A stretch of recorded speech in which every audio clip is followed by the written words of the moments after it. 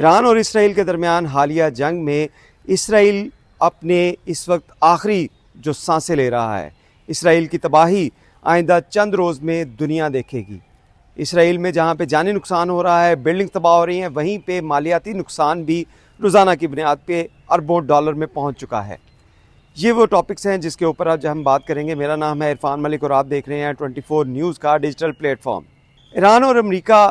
के दरमियान जो मुज़ाकरात थे, इस मुज़ाकरात के दौरान इसराइल की जानिब से फर्स्ट अटैक किया गया और इसराइल ने ईरान के जो जितनी सुप्रीम लीडर समेत जितनी क़यादत थी उसको शहीद किया। लेकिन उसके साथ साथ आपको ये भी बताएं कि इस शहादत के बाद ईरान के हौसले पस्त नहीं हुए, बल्कि ईरान के अंदर जो लड़ाई और जहाद की एक नई रूह जो है उनके अंदर पैदा हुई और उसी बना के ऊपर ईरान की जानिब से इसराइल के ऊपर मज़ीद हमले किए गए। जहाँ पे इसराइल के ऊपर हमले किए गए, वहीं पर इसराइल और अमेरिका के जो हामी मालिक थे उनके ऊपर भी उन मकामात के ऊपर हमले किए गए जहाँ पे अमेरिका के बेस कैंप थे, यानी कि उनके हवाई अड्डे थे, उनको टारगेट किया गया।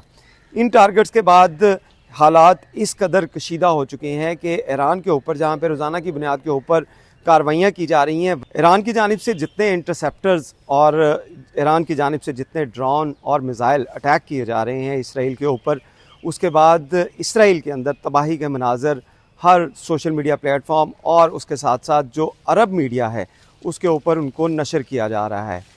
ईरान के ऊपर ईरान की जानिब से जो हैवी अटैक किए गए, जिसको सबसे ज़्यादा हॉरर स्टोरी भी माना जा रहा है, वो यरूशलेम के करीब एक शहर बैतुल शमैश, इसके ऊपर अटैक किया गया था। जो बैलिस्टिक मिज़ाइल और खैबर शिकन जो मिज़ाइल थे, इनके ज़रिए इसको अटैक किया गया और इससे जहाँ पे बंकर के अंदर और शेल्टर्स के अंदर लोग मौजूद थे, उनकी कब्रें वहीं पे बन गई इसराइलियों की। तो इसी हवाले से इसराइल के पास जो इंटरसेप्टर्स हैं, जो आयरन डोम, एरो 3, एरो 4 जो उनके एयर डिफेंस सिस्टम है, उसके अंदर जो इंटरसेप्टर्स हैं जिनकी तादाद, जिनकी मालियत अगर बात की जाए तो ये लाखों डॉलर में है। लेकिन ईरान की जानिब से जो ड्रोन अटैक किए जा रहे हैं जिसकी मालियत 4 से 5,000 डॉलर है, वो ड्रोन जो हैं वो लाखों मालियत के इंटरसेप्टर्स के लिए जो हैं वो ख़तरा बन चुके हैं और इंटरसेप्टर्स की वजह से बहुत से जो उनके वसाइल हैं और उनके जो स्टॉक्स हैं इंटरसेप्टर्स के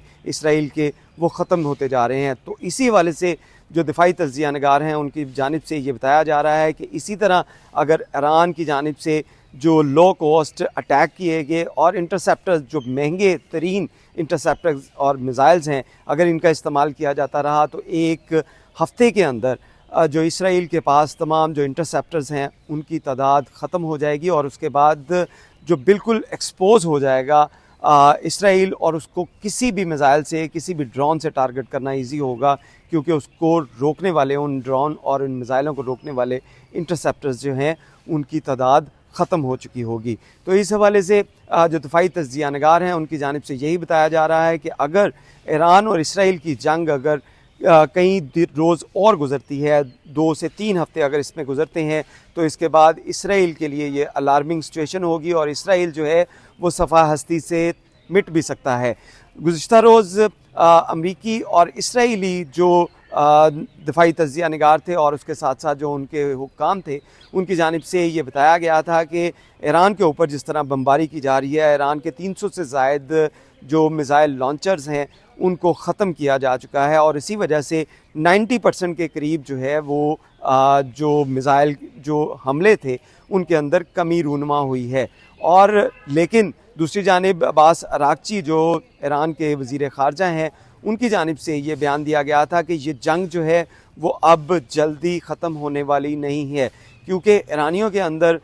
जो उनके सुप्रीम लीडर की शहादत के बाद एक नई जो जहाद के हवाले से और इन जो सहूनियों के हवाले से जो जंग के जज्बात हैं वो भी ठंडे होने वाले नहीं हैं और इसके लिए ये जंग मज़ीद कई रोज़ जो है वो चल सकती है। तो इसके अंदर इसराइल की जितनी तबाही है, इस हवाले से इसराइल की जो फ़ाइनेंस मिनिस्ट्री है उसकी जानिब से भी ये बयान दिया गया था कि जो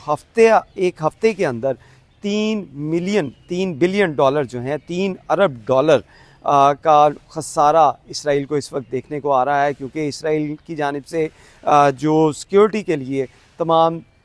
जो वर्किंग इन्वायरमेंट है उसको बंद कर दिया है, कारोबार बंद है, इसके साथ साथ एयरपोर्ट्स बंद हैं, स्कूल बंद हैं और उसके साथ साथ जो एक्स्ट्रा फोर्सेस हैं उसको हायर किया गया है। तो ये एक बड़ा ख़र्चा जो है, एक बड़ा दबाव जो है वो इसराइली इकॉनमी के ऊपर भी आ रहा है। उसके साथ साथ तेल के जो ज़खायर हैं